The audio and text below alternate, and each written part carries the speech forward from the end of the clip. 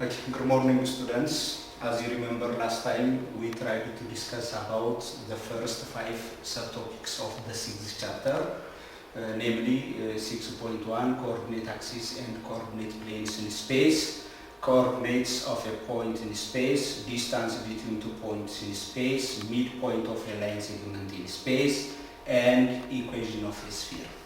Today, we'll try to see the next subtopic of the 6th chapter, which is about vectors in space. So as usual, let us start our discussion by defining what a vector is. As you know, a vector is a direct line segment, and it is uniquely determined by both its magnitude and its direction. And a vector A, specifically a vector A, whose initial point is as the origin, is known by the name standard vector. Therefore, by standard vector, we mean a vector whose initial point is the origin of the coordinate plane. And a standard vector A can be named by the ordered triple of its head point. Therefore, a standard vector A is an ordered triple of numbers A1, A2, A3 of real numbers, where A1, A2, A3 are coordinates of the head of the vector. So as you can see from this figure, this is an example of a standard vector. It is a vector whose state is as the origin of the coordinate space, and it can be named by the coordinates of its head. So we can call this vector the vector of ordered triple A1, A2, A3. Now, if you have given any directed line segment whose initial point is P1 with coordinate A1, B1, C1, and end point P2 with coordinate A2, B2, C2, now the standard vector corresponding to this directed line segment will be A2 minus A1, B2 minus B1, C2 minus C1. I think it is a matter of subtracting the coordinates of the tail from the coordinates of the head. For example, if you have given these vectors P, Q, R, and S with ordered triples 5, 7, 11, 3, 4, 10, 4, 3, 2, and S, 2, 0, 1, the question is, show that these two vectors, PQ and RS, are the same vectors. Now, by PQ, we mean the ordered triple that is obtained by subtracting the coordinates of the tail from the coordinates of the head. So, 3 minus 5, 4 minus 7, 10 minus 11, and that is negative 2, negative 3, negative 1. And RS, subtracting the coordinates of the tail, that is R, from the coordinates of the head, S. So you have 2 minus 4, 0 minus 3, 1 minus 2, and that is negative 2, negative 3, negative 1. And if you look at these two, they are one and the same. Therefore, we can conclude that these two vectors, PQ and RS, are the same or equal vectors. Now, let us see norm of a vector. By the norm of a vector, we mean it is the length of that vector. And if our vector is standard vector, that is given by the ordered triple A1, A2, A3, then the norm of this vector is nothing but the square root of A1 square plus A2 square plus A3 square. For instance, if A is given to be this vector with ordered triple 2, 1, 5, and the norm of this vector will be the square root of A1 square plus A2 square plus A3 square. That means 2 square plus 1 square plus 5 square, 4 plus 1, 5, 5 plus 25, that is 30. The square root of 30 is the norm or the length of the vector determined by the ordered triple 2, 1, 5. And more specifically, a vector whose magnitude is exactly equal to 1 is known by the name unit vector. So by a unit vector, we mean a vector whose magnitude or whose norm is what? 1 unit. For instance, if you take this one, if you take this vector,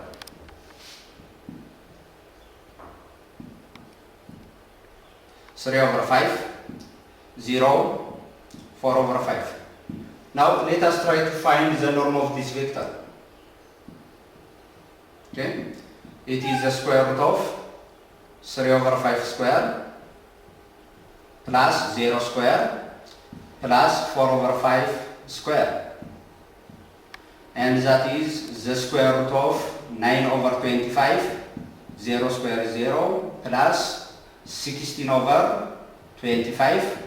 Now these two fractions have the same denominator, therefore let's add the denominators. 9 plus 16, that is 25. 25 over 25, 1, and the square root of 1 is 1. So the norm of this vector is 1, therefore we can conclude this as an example of a unit vector. And here we have, even though we have infinitely many unit vectors, we have only 3 special vectors. These special vectors are named by I, J, and K. I refers to the unit vector in the direction of the x-axis, J refers to the unit vector in the direction of the y-axis, and J refers to the unit vector in the direction of the z-axis. Using ordered triple, we can express I as 1, 0, 0, J, 0, 1, 0, and K, 0, 0, 1. When you come to operations on vectors, if you have given two vectors A and B with ordered triples A1, A2, A3 and B1, B2, B3, and if C is any constant, then we can define addition, subtraction, and constant multiplication in this way. Addition of two vectors is nothing but addition of their component parts. Subtraction of two vectors is subtraction of their component parts, and C times A means multiplying each and every component of A by the same constant C. For example, if A is the vector 2, negative 4, 5, B 3, 2, 1, A plus B will be component-wise addition, 2 plus 3, 5, negative 4 plus 2, negative 2, 5 plus 1, 6. Therefore, A plus B is the vector 5, negative 2, 6. A minus B, component-wise subtraction, 2 minus 3, negative 1, negative 4 minus 2, negative 6, 5 minus 1, 4. Therefore, A minus B will be negative 1, negative 6, 4. And 5 times A is a matter of multiplying each component of A by 5. 5 times 2, it is 10. 5 times negative 4, it is negative 20. 5 times 5, that is 25. So in this way, we can define addition, subtraction, and multiplication, constant multiplication of vectors. So by this, we come to the end of this discussion. Okay, let us continue our discussion. The next topic of discussion will be about parallel vectors. Two given vectors A and B are said to be parallel if and only if one is a constant multiple of the other. If that constant, which is a multiplier of B, is found to be a number greater than 0, then we can say A and B have the same direction. If that constant C is a negative number, then we say these two vectors A and B are oppositely directed vectors. When you come to norm, if the absolute value of C is found to be greater than 1, then we say the norm of A is greater than the norm of B. If the absolute value of C is less than 1, then we say the absolute value, or the norm, the norm of A is less than the norm of B. And if the absolute value of C is 1, then we say A and B have the same norm. Now here we have given two vectors A and B, and the question is determine whether the two vectors are parallel or not. Now, as we can see A and B, A is 8, negative 4, 6, and B is negative 4, 2, negative 3. Now, is it possible to write one vector as a constant multiple of the other? Yes.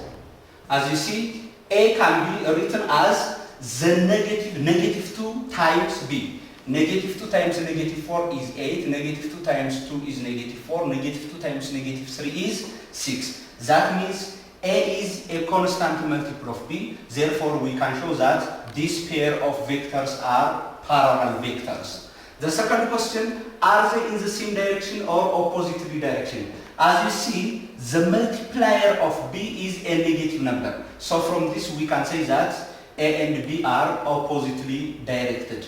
When you come to magnitude, the magnitude of A is the absolute value of negative 2 times the norm of B. The absolute value of negative 2 is 2, therefore the norm of A is 2 times the norm of B.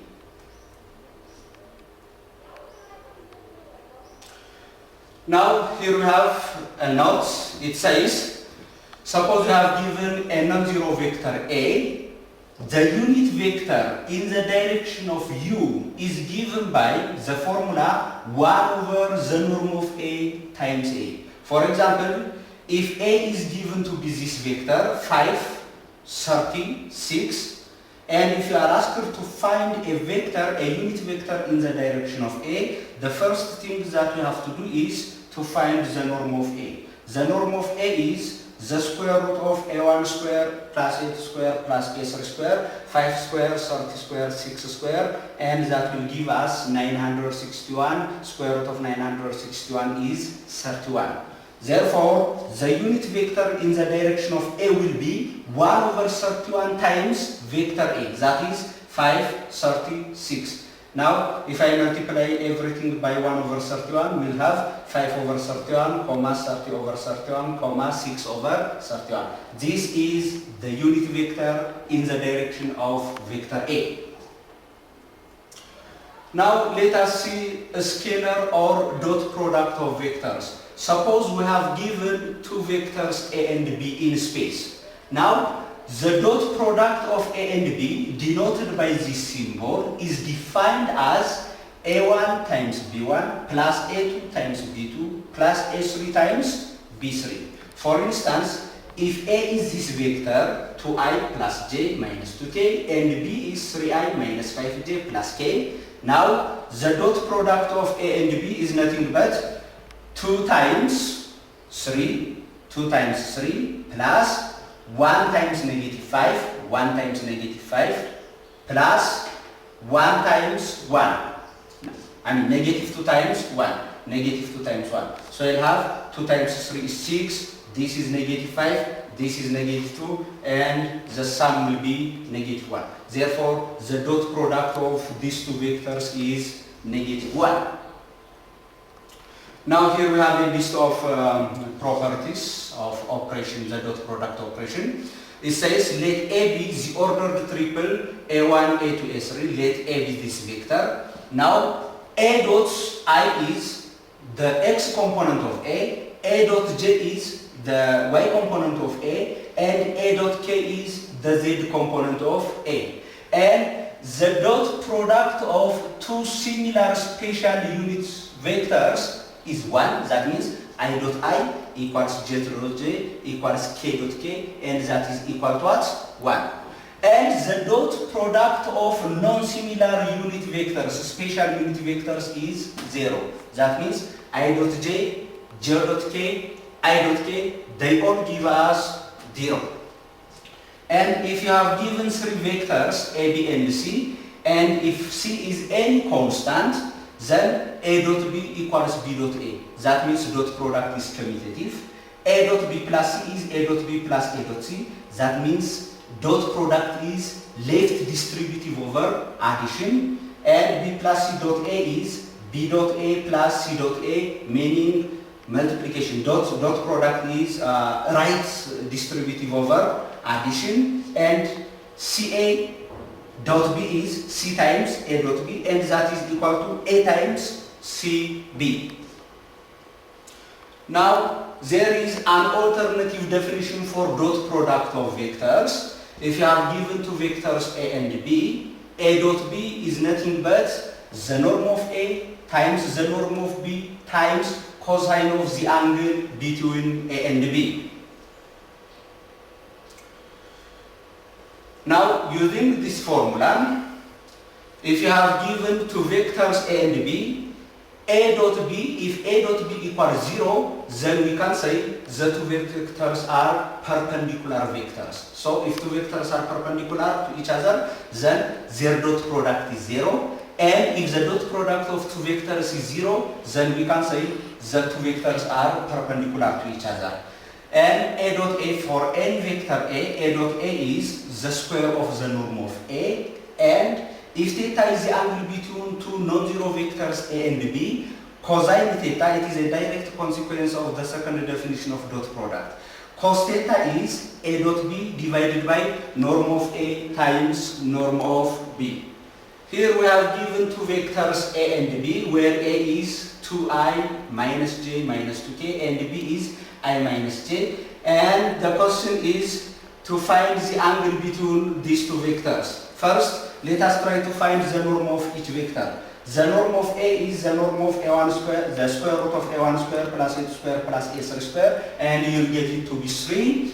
The norm of B in a similar way, you'll get it square root 2. Now A dot B, A1, B1 plus A2, B2 plus A3, B3. A1, B1 means 2 times 1, A2, B2, negative 1 times negative 1, and then negative 2 times 0, and the sum will be 3. Now, according to our formula, cosine of the angle between these two vectors is A dot B over norm of A times norm of B. A dot B is calculated to be 3.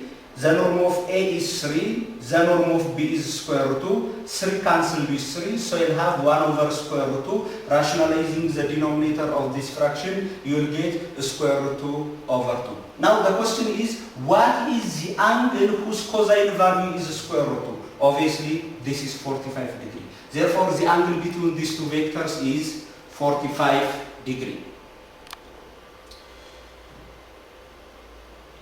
Now the next says, suppose we have given a vector A and let theta x, theta y and theta z be the angle that this vector makes with the positive x-axis, the positive y-axis and the positive z-axis.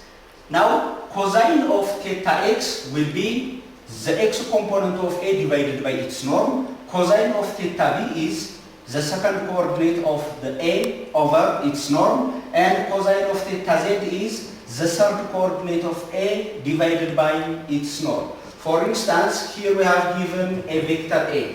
The question is to find the angle that this vector makes with the positive x-axis, positive y-axis and positive z-axis. Now, according to our formula, cos of theta x is the x component of A, that is 4, divided by the norm of A, 21, 4 over 21. Cosine of theta y is the y component of A, negative 5, over its norm, 21. And cosine of theta z is the z component, negative 20, over its norm, 21. Therefore, these are the cosine of the angle that this vector makes with the x-axis, the y-axis and the z-axis. So by this we come to the end of our discussion for today. See you.